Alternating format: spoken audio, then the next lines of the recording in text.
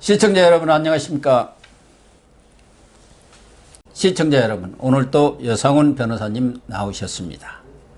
한 주간의 중요한 시사 이슈를 분석하는 시간을 갖도록 하겠습니다. 여 변호사님, 윤석열 전 검찰총장 지금 나와가지고 언론과의 인터뷰 등을 통해서 자신의 얘기를 간간히 이렇게 전하고 있습니다. 최근에는 메시지를 내다 보니까 전문성 있는 사람이 필요하다고 생각했는데 공보팀도 좀 메시지팀 뭐 이런 메시지 관리할 사람도 좀 구해 보겠다, 마련하겠다. 그래서 언론과의 그런 소통 창구도 만들겠다는 의지를 표명했어요. 이런 것을 보면은 이제 윤석열 총장이 아직 공식적인 입장을 표명을 하지는 않았지만 정치 참여 이것은 사실상 기정사실화 된 것 아니냐. 그렇지 않습니까? 그렇죠. 정치 안 하려면 그거 왜 합니까? 하겠습니까? 변호사 개업해야죠. 예, 그 맞아요.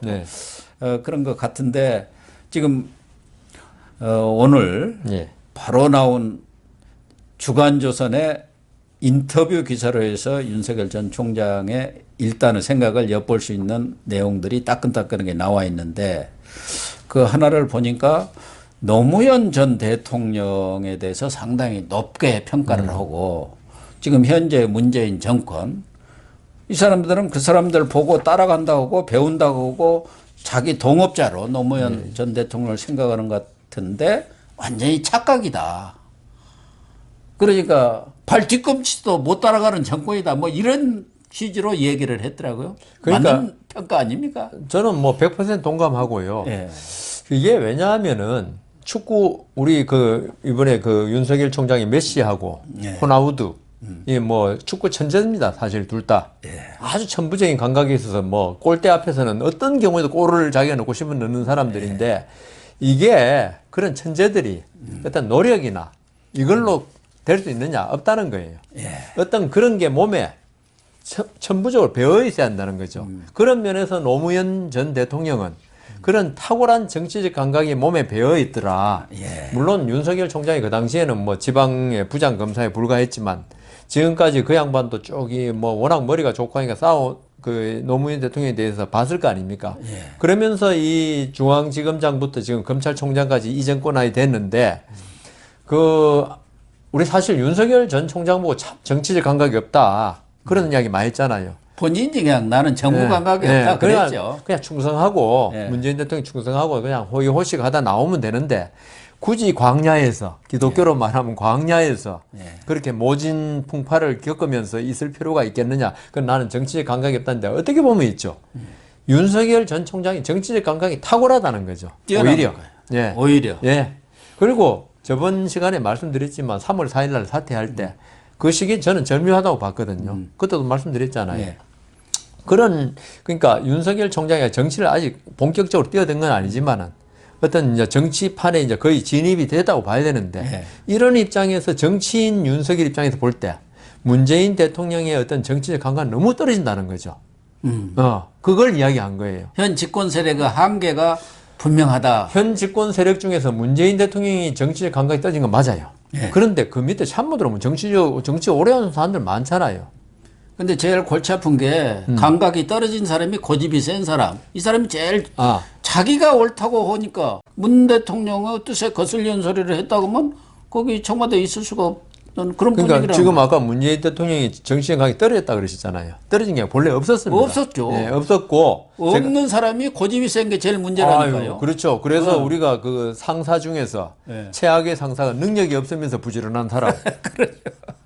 그렇죠. 제일 좋은 상사가 능력은 뛰어나면서 게으른 사람을 제일 좋은 상사라 그러는다는데 문 대통령이 어디에 속하는지 잘 모르겠는데 제가 드린 말씀은 그 밑에 이제 정치 참모들 정치 오래 해왔잖아요. 뭐 국회 여러 가지 뭐 그 분들 이분들도 지금 정치 감각이 많이 떨어져 있더라. 그분들은 떨어진 거죠. 그 이유가 있죠. 제가 어디 가서 이야기할 때 사기 당하는 사람들이 냉정을 잃어가지고 욕심이 앞서면 이 어떤 감각이 떨어져 사기를 당한다 그래요. 말 들어보면 분명히 잘못된 말인데 나를 속이려 한 말인데도 욕심이 많으면요. 그게 정말로 들려. 귀가처럼. 왜냐하면 돈 벌겠다는 마음이 너무 강하니까. 냉정을 상실해가지고 이성을 상실해가지고 그러니까 고의자 주겠다는 거. 그렇죠. 고수익. 아니, 아니 그게 혹 넘어가고. 제가 그러거든요. 그 정도 그 고수익이 뭐 나한테 이야기 안 한다. 저거 친척끼리 고수익에 나눠 먹지. 예. 그런데 지금 이 정권의 정치 고수라고 한 분들이 지금 계속 이렇게 말하는 건 두 가지죠.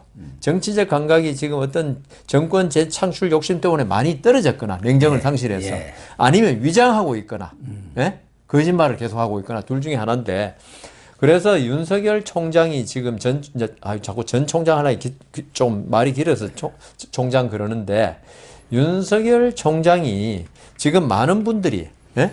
예. 지금 고건, 이해창, 반기문과 같은 운명을 겪지 않느냐 그렇게 말씀을 많이 하셔요. 그런데 이 좀 전에 말씀드린 고건 총리부터는 어떻게 보면 꽃가마타고 왜냐하면 정권 교체 아닙니까? 지금 말하자면 정권 교체를 하는데 그 정권하고 같이 있던 권력 쪽에 계속 있던 사람들이. 사람들이에요. 예. 있으니까 다만 유명하고 그다음 그 사람들이 처음에는 반대였다가도 그 정권 들어가서는 그 친정권이 됐잖아요. 예. 그래서 이제 그 후보로 되려고 했거나 후보가 됐거나 후보가 되기 전 몇 달 만에 그만둔 사람도 있는데 그러니까 그런 사람들이었고 정권과 이렇게 교감을 통해서 예? 그 최고 권력자가 낙점해 준 사람일 수도 있는데 윤석열 총장은 있죠. 대척점에 서가지고 예. 그 공격을 당함으로써 그다음 공격을 당했는데 쓰러져 버렸으면 아무것도 아니죠. 그 자리에서 만일 그때 직무정지당하고 징계당하고 작년에 아닌 조국 그 장관 수사할 때부터 낙마시켜 버렸어요. 낙마했으면 변호사는 하겠다. 나 이거 힘들어 못 하겠다. 했으면 오늘날에 윤석열이 없죠. 그렇잖아요. 아니 옛날에 그 전 총장들은 그때 우리 그 천정배 예. 법무장관한테 수사지휘권인가요? 예. 그거 했던 총장이 누구였죠? 하여튼 뭐 김모 총장이 그 수사지휘권 발동 김종빈. 김종빈 사표냈잖아요. 예. 사퇴. 그런 식이었으면 김종빈 총장은 지금 정치 안 하잖아요. 예. 근데 윤석열 총장도 우리는 그렇게 하지도 않을 거라고 생각하는 사람도 많았어요. 예. 근데 안 했잖아요. 그리고 많은 고초를 겪었어요.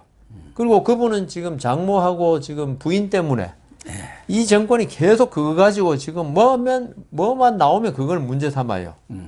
그런데도 안 나갔단 말이에요.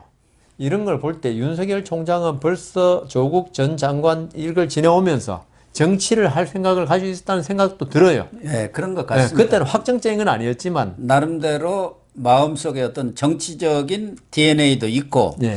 경우에 따라서 내가 정치도 할 수 있다는 그런 가능성을 염두에 둔 것 그리고 아닌가 하는 생각은 들어요. 윤 총장이 그렇게 정치를 그때 마음먹었다면 그렇게 마음먹게 된 동기를 알 수 있어요. 윤석열 총장이 평소에 은행에서 예. 윤석열 총장 그랬어요. 나는 사람에게 충성하지 않고 국민에게 충성한다 뭐 이런 걸 했는데요. 윤석열 총장이 문재인 대통령 그다음 조국 장관 추미애 장관하고 계속 대결하면서 난 너무 힘이 없다. 조직의 총장으로서는 왜냐하면 법적인 권한 자체가 네. 수사지휘권 발동하면 못하고 그다음 인사권 검사들 인사 아무것도 없죠. 맘대로 해도 나는 뭐 못하고 그다음 서로 협의하는데 협의 안 해도 아무 말도 못하고 그 허수아비 총장 그걸 쭉 보니까 예?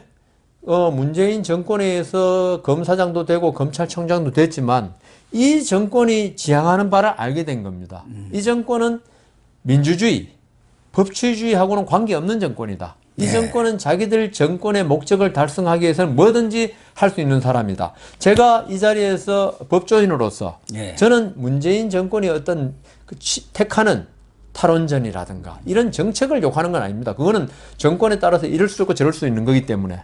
그렇지만 어떤 정책을 추구하고 어떤 일을 하더라도 법에 맞게 해라. 예. 그런데 저 같은 법조인도 그런데 윤석열 총장 한나라에 검찰총장했던 사람이 볼 때 우리나라 법치가 처절하게 무너지는 모습을 자기가 집 본 밟히고 겁니다. 있는 거예요. 예. 집 밟히고 있는 거. 그래서 윤석열 총장이 물론 군합발도 아닌데 해방 후에 태어난 건 아니지만은 법률 공부를 제대로 하고 좋은 아버님 밑에서 경제학 공부, 자유시장 경제를 공부한 사람 입장에 볼 때 이 정권이 계속되고 다음 정권 안 바뀌고 계속되면은 우리나라가 무너진다는 생각하는 거예요. 예, 맞아요. 예. 거기서 윤석열 총장이 결심을 한 것 같아요. 그래서 지난번에 또 그 사퇴 성명할 때 자유민주주의를 지키겠다. 맞습니다. 그걸 내놓은 거예요. 그래서 내가 지금 여기서 무너지면 진짜 우리나라 무너진다. 끝까지 그 내공을 가지고, 왜냐하면 윤석열 총장 개인적인 비리는 전혀 없으니까. 예.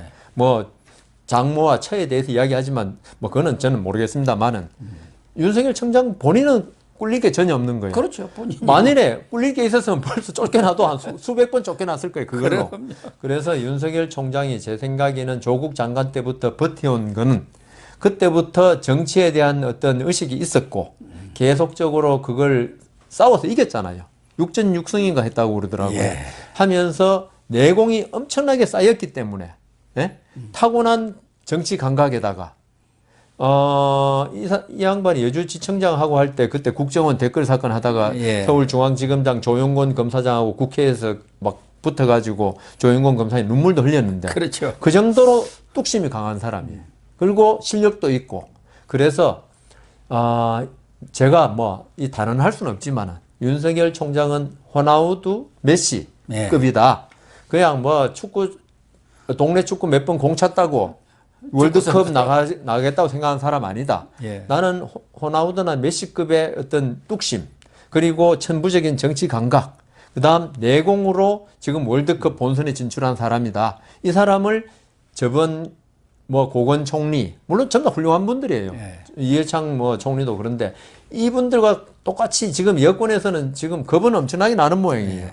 이 사람이 윤석열 총장이 혹시 대통령 되면 이거는 우리한테는 아니지만 그쪽엔 천지개벽이 일어나니까 그래서 엄청나게 결국 쓰러질 거야. 별로 못 버틸게 하는데 그건 너무 희망적인 희망사항만 이야기한 것 같습니다. 특히 뭐 축구 선수든 정치인이든 아무리 그쪽에 천부적인 어떤 소질이라든가 능력이 있더라도 기회라는 것이 와야 하고 그렇죠. 기회. 시대에 뭐 그걸 이제 우리는 좀 어려운 말로 시대 정신이라고 합니다. 그게 맞아거든요. 정치인한테는 소명 의식이 시하고 그 시대 정신이 맞아야 하기 때문에 과거에도 YS 군정 종시, 그렇지. DJ 정권 교체, 노무현 기득권 타파, 네. MB 경제 살리기, 뭐 박근혜 경제 민주화 그러한 어떤 시대 정신에 맞는 그런 거에 탁 들어맞아야 그 사람이 꽃을 피우는 건데 지금 제가 볼 때 윤석열 전 총장은 이 시대 정신을 지금 관통하고 있는 거예요. 잘 알고 LH 있어요. 사건. 사실은 이 문재인 정권이 제대로 방향을 잡은 건 맞아요. 정의, 평등, 공정. 이것이 시대 정신이거든요. 지금은 이제 우리도 밥 먹고 살 만큼 되니까 옛날처럼 맨날 못 살고 찍을 때는 그냥 그저 머리 숙이다가도 나도 좀 공정하게 나도 기회를 평등히 갖자 이거 아닙니까? 그런데 스스로 설정해 놓고 이 문재인 정권은 자기들 스스로 무너뜨렸죠. 근데 이걸 지금 탁 축여 들고 나선 거 아닙니까? 결국 그 이번에 아까도 제가 이 문재인 정권이 윤 총장을 갖다가 정치인 만들었다 했지만은 이 문재인 정권이 윤 총장에 대한 행위 다 반법치주의, 반민주주의였어요. 그러니까 이게 국민들이 추미애 장관 때부터 계속 너무나 중도층이 돌아설 정도.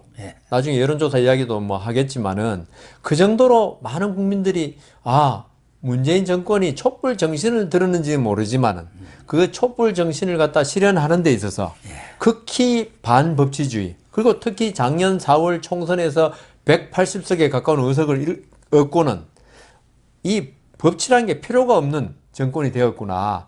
보통 그래서 이 부분에 대해서는 문재인 대통령을 맹목적으로 지지하는 사람들은 속 시원하다 할지 몰라도 어떤 우리나라 지금 대학 교육 이수자가 엄청나게 많습니다. 90% 훨씬 그러면 넘죠. 고등학교, 중학교, 대학교에서 배우는 사회 과목에 법치주의 다 있습니다. 그리고 법치주의는 뭔가도 다 있습니다. 그러니까 그분들이 무슨 우리같이 법률을 전공한 사람들은 아니지만 상식적인 사람이라면은 법치주의가 뭔지 다 알고 이 정권이 하는 행위들 이게 법치주의에 반하는 거 다 압니다. 어떤 자기들 수단 목적을 위해서는 수단 방법을 가리지 않는다는 이게 우리도 아까 말씀하셨잖아요. 먹고 살 만한 정도 되면요. 사람들이 예의 범절을 안다고. 그러니까. 그렇죠. 공자님도 말씀하셨어요. 그래서 이 지금 시대 정신이 이 문재인 정권이 그렇게 만들어 버렸어요. 법치주의의 복원, 민주주의의 원위치. 네. 이걸 지금 여기에 대해서 이번에 사실 LH공사 이것도 있죠. 법치주의가 무너진 거예요. 완전히 무너진. 왜냐하면 거기 자기가 차지하고 있는 자리에서 얻은 비밀, 네. 이걸 이용해서 돈 번 거 아닙니까? 이게 법치주의 위반이에요. 그리고 민주주의라는 게 뭐냐 하면은 국민들이 우리 주권을 공무원들한테 위임한 건데 그 뜻을 완전히 배반한 게 이번 투기예요. 그러면서 이게 이번에 LH공사 사건으로 있죠. 활용점정은 좋은 데서 이런 말인데 하여튼 반법치주의 활용점정을 찍어버렸어요. 여기에 대해서 이번에 윤석열 총장도 한마디 했잖아요. 이 LH공사 사건에 대해서. 아주 적절하게 그러니까 아주 센 강펀치를 문재인 정부한테 그게 바로 지금 이 시대 정신은 반법치주의, 반민주주의에 대한 복원, 그 정상화를 갖다가 우리 국민들이 바라고 있다. 이걸 이번에 윤석열 총장이 집어내서 아직 정치에 전문적으로 하진 않았지만 그걸 딱 화두를 던져버린 거예요. 그러니까 조선일보에서는 불공정, 부정부패에 대한 국민의 분노이다. 맞습니다. 공적 정보를 도둑질해서 부동산 투기한 것은 망국적인 범죄다. 네. 그리고 세계일보 인터뷰에서는 게임의 룰이 조작되는 데 대해서 우리 청년들이 절망하고 있다. 이거야말로 네 편 내 편 가리지 말고 엄벌을 해서 만천원에 보여줘야 그래야 법치가 살아난다. 네. 얼마나 아주 전곡을 지르는 얘기입니까? 그리고 우리나라 같은 자유민주주의 국가에서는 있죠. 이 결과의 공정도 중요한데 과정의 공정이 더 중요한 거예요. 네. 그런데 이 정부는 있죠. 결과의 공정을 갖다가 훨씬 비중을 둔다면 결과의 공정이 한 95 두고 과정은 별로 안 돼요. 그 돈을 정당하게 벌었든 안 벌었든 그거는 별 신경도 안 쓰고 너 돈 많네.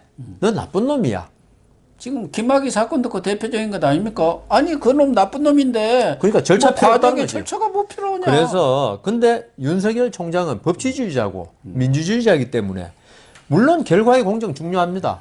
우리 세모녀 사건이라든가 예. 이런 사람 국가가 돌봐줘야 돼요. 네. 자기 자체적으로 생존 능력이 없으면. 그런데 이 정권은 그걸 훨씬 넘어서서 이 사람이 돈을 그 공사판에서 막노동하면서 벌었던 간에 그걸 저축해가지고 열심히 벌었던 간에 그거 아무 관계 없어요. 네. 그냥 벌어가지고 맨날 술 먹고 지내다가 노숙자 된 사람 그거 도와줘야 한다는 거야. 그 돈 그 공사판에서 열심히 일한 사람이 그게 공정이라는 거예요. 그 열심히 해갖고 아파트 사면은 그거 안 되지. 안 되죠. 범죄자. 그 종부세 막 물리고 이 세금이 이게 사실은 징벌입니다. 어떻게 보면은 종부세 이런 거 재산세는 국가에서 합법적으로 매기는 폭력이에요. 어떻게 보면 안 그러면 뺏어 오잖아요. 그런데 이 정부가 지금 제일 취약한 게 오히려 과정의 공정성을 완전히 그 과정의 공정성이라는 법치주의거든요. 그래서 윤석열 총장이 여기에 대해서 어떤 정치적 감각으로 그걸 캐치해낸 거죠. 이제 과정도 공정해야겠다.